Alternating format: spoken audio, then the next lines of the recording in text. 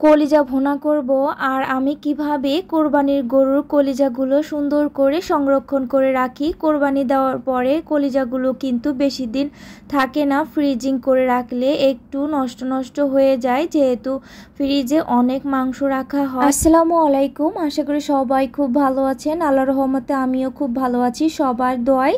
আর সবার জন্য অনেক অনেক দোয়া ও শুভকামনা রইল। আমার ভিডিওগুলো যারা দেখেন অবশ্যই তাদের প্রতি অনেক অনেক অনেক ভালোবাসা রইল। কোরবানি যারা দেয় তারা কিন্তু মাঝে মধ্যে এই সমস্যাগুলো পড়ে, যেমন কোরবানির গরু গোস্তের সাথে যদি কলিজা কিংবা ফ্যাপসা রাখা হয়, এই ফ্যাপসাগুলো অনেকক্ষণ ফ্রিজে থাকার কারণে যদি বরফ না হয় তাহলে এটা নীল নীল ভাব হয়ে যায় আর এটা গন্ধ চলে আসে।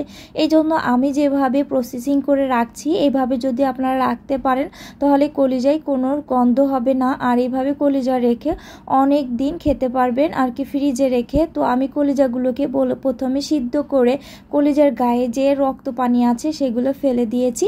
তারপরে আমি এগুলোকে টুকরো টুকরো করে তারপরে যতটুকু খাবো এক একটা পলি করে রেখে দিয়েছি ফ্রিজে। আর এখন আমি যেগুলো রান্না করব এগুলো নিয়ে নিয়েছি।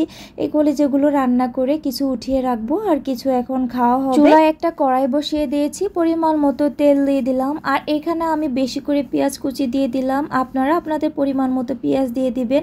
আমি একটু বেশি দিলাম। এখানে আমি গরম মশলাকে একটু ব্যালেন্স করে তারপরে দিলাম, যেহেতু ফ্লেভারটা ভালো আসে এভাবে দিলে। আসলে আমি অতটা পাকা রাঁধুনি নয়, আমি যা রান্না করি বাসায় প্রতিদিন ওগুলোই আপনাদের সাথে শেয়ার করি। তবে আপনারা আমার ভিডিওগুলো দেখবেন, আর দেখে যদি আপনাদের ভালো লেগে থাকে অবশ্যই একটা লাইক কমেন্ট শেয়ার একটা ফলো দিয়ে অবশ্যই পাশে থাকবেন। আর আমার ভিডিওগুলো যদি ইউটিউব থেকে দেখে থাকেন তাহলে অবশ্যই একটা সাবস্ক্রাইব করে আমার পাশে থাকবেন। তো তেলের উপর পেঁয়াজগুলো দিয়ে গরম মশলা দিয়ে আমি ভালো করে ভেজে নিচ্ছি। আবার বেশি ভাজা যাবে না, আমি কখনো পেঁয়াজ বেশি ভাজি না। এখন আমি আদা রসুন ব্যালেন্স করে নিয়েছিলাম ওগুলো দিয়ে দিলাম, একটু বেশি করে আদা রসুন দিয়ে দিলাম যেহেতু কলিজার পরিমাণটা একটু বেশি। এখন আমি ভালো করে মশলাটা কষিয়ে নিলাম। আর আদা রসুন পেস্টের গন্ধটা যতক্ষণ না যাবে ততক্ষণ নাড়াচাড়া করে একটু কষিয়ে নিতে হবে। এখন আমি এখানে জিরা বাটা দিয়ে দিচ্ছি। কিছুদিন হয়েছে আমার একদমই ভালো লাগছে না পাটায় বেটে রান্না করতে। পাটায় বেটে রান্না করলে কিন্তু অনেক মজা হয়, কিন্তু বাড়ি থেকে আসার পরে অনেক পরিশ্রম করে এখন এখানে আমি হলুদের গুঁড়ি আর মরিচের গুঁড়ি দিয়ে দিলাম। আর আমি এখানে পরিমাণ মতো লবণও দিয়ে দিলাম। এগুলো দিয়ে একটু পানি দিয়ে আবার ভালো করে কষিয়ে নিতে হবে। মশলা যত ভালো কষানো হবে তত রান্নাটাও ভালো হবে।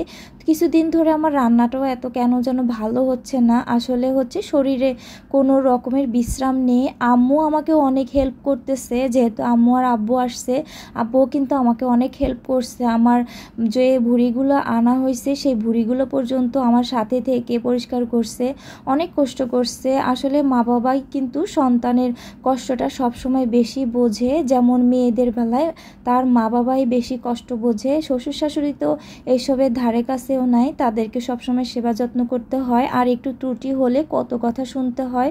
আচ্ছা যাই হোক, এই কথাগুলো বাদই দিই। তো আমি কলিজাগুলো দিয়ে তারপরে আমি ভালো করে নেড়েচেড়ে কষিয়ে নিচ্ছি। মশলা কেমন যেন একটু কম হয়ে গেছে, আর সমস্যা নেই, ভালো করে কষিয়ে আমি এখানে দিয়ে দিলাম পরিমাণ মতো পানি। এখন চুলার আঁচ একদম কমিয়ে দিয়ে অল্প চুলার আঁচে আমি এই কলিজাটাকে আস্তে আস্তে করে রান্না করে নিব। বারবার তো আর পানি দেওয়া যাবে না, তাহলে কলিজা রান্নার স্বাদটা থাকবে না। তো আমি বারবার নাড়াচাড়া দিয়ে তারপরে রান্নাটা করে নিচ্ছিলাম। আর চুলার আঁচ একদমই কমিয়ে দিয়েছি।